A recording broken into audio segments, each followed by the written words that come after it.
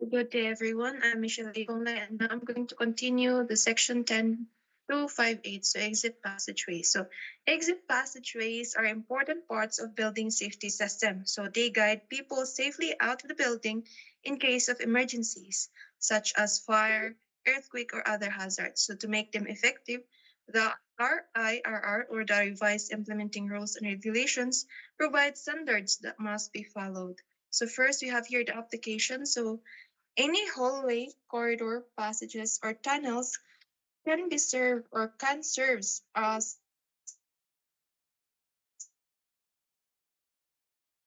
the passageways as long as it meets requirements of section 10252 of the RIRR. So this means that not all of the hallways automatically counts as exits. So they must be designed and arranged specifically to lead people safely out of the building. So unsa ni siya ang mga requirements to meet na recognize siya as exit passageway. So we have here the enclosure requirements, the openings, or the enclosure requirements should be separated from other parts of the building. So we have here the openings, or it could be openings like windows or glass panels are restricted. So we have the continuity or continuous path, the width and capacity of a passageway are wide enough, and the fire protections and the obstructions. Should be no obstruction. So we have here the B, we have the protective enclosure and arrangements. So exit passageway must be separated from other parts of the building to prevent the spread of the smoke, fire, or heat during an emergency. So this means that it should be separated through its fire-resistant walls or through doors or barriers as used for separation. Or if you have a automatic sprinkler system in a building, a certain building, you can use a fire fixed wired glasses panels in steels so that can be installed. So why? Because automatic sprinklers already provide strong fire suppression. So while wired glass is a heat resistant that can remain in place longer under fire conditions. So it is very useful into limiting the spread of the fire. And then we have here the width, or the exit passageway must be wide enough to handle the number of people using it at the same time. So if several exits lead into one passageway, so the width should be match the combined number of people expected to pass through. So it should be wide enough para like ma-accommodate or tanan bitaw makagawas in a quick kanang dali bitaw siya in an is ay kanang dali bitaw pangagawas na ng mga tao in kuan para pag naanay mga sunog or in case of emergency. So we have here the floor. So the floor of an exit passageway should be solid and without holes or openings. So this ensures can walk or run without tripping or falling during an emergency. In summary, so exit passageway are more than just hallways. They are carefully designed routes that provide safe evacuation. So they must follow specific rules for application, protective enclosures, width, and flooring. So when properly designed, they help ensure that people can exit the building quickly and safely during emergency. And then the section 10.2.5.10, we have here the fire escape stairs, the ladders, and slide escapes.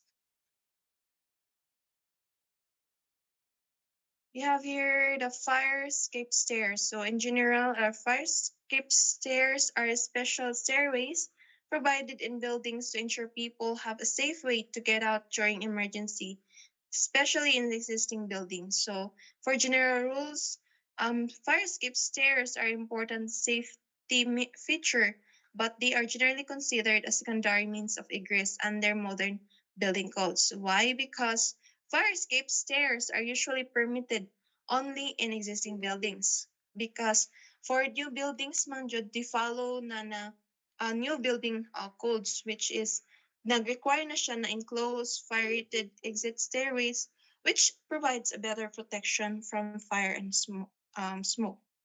For the exit capacity naman, so fire escape stairs cannot account for more than 50% of the total required exit capacity. So meaning na if a building lugar is na siya four exits or na siya four exit, ang makaya gyud sa fire escape stairs is two lang, while the rest must be standard code compliant exit stairs. So for the safety naman, so all fire escape naman must lead to a clear, safe, and unobstructed path, either directed to the ground or other designated safe area. So if a fire escape connects to a roof or upper level, it must have handrails to support and must be clearly marked with signs so occupants may know where to go. So if building use both interior stairways and fire escape stairs, they must be properly connected from a continuous and safe evacuation route.